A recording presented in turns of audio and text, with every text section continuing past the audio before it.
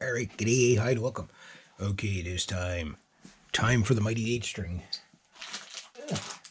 to get some new strings. Now, I bought this pack of strings about a year ago, and I had this is 10 274s, which is already on the guitar. And I bought this guitar about 2 years ago, and those are the original strings. Yes, I know. When I'm not playing live and I'm not making money with the guitars and stuff like that, I don't change the strings unless I necessarily have to. I should, because I do record quite a bit. I should change them more. I know, bad me. I got my string winder, got my slinkies. These were 8-string guitar strings.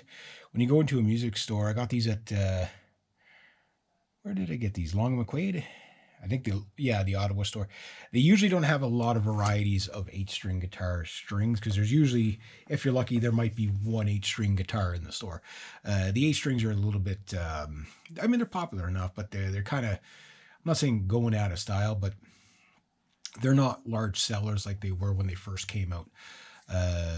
Maybe about 10 years ago, like not 10 years ago, but maybe 15 years ago, you started to see them. Maybe even 30 years ago you started to see them very rarely, but in production mode about 15 years ago was kind of like 10-15 years ago was kind of like the peak of the 8 string. But as people get 8 strings, they figure out there's things that the 8 string is good at and there's things that they're not so good at. But this will be my first time changing the strings on an 8 string. Now, I'm used to a 12-string acoustic guitar, so it's not a big deal for this. What I'm going to do is I'm going to clean up the fretboard. It does have a Jabota fretboard on it, and it has darkened since when I first got it, it was almost like a bright orange.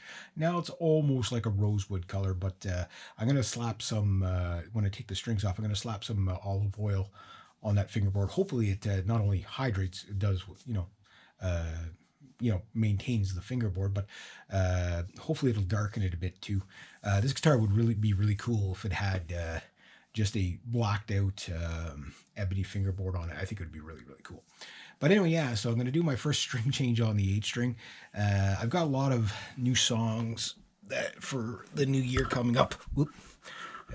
Knocked the camera over. Coming up, so for recording purposes. The problem is when I put new strings on a guitar, I tend to want to play it a lot. So what I'm going to try to do is kind of reserve playing the 8 string. I'll play the 7 string. I've got strings for it too. I think I got 2 sets for it. I'll have to look at what I have. My New Year's resolution is to change strings on every single instrument I have. So that's 6 violin, 10 guitars, 1 bass. I don't have the bass strings yet though. And then changing all the skins on my drum kit. My drum kit will be paid off. Well, technically I have the money to pay it off now, but it'll be paid off in February.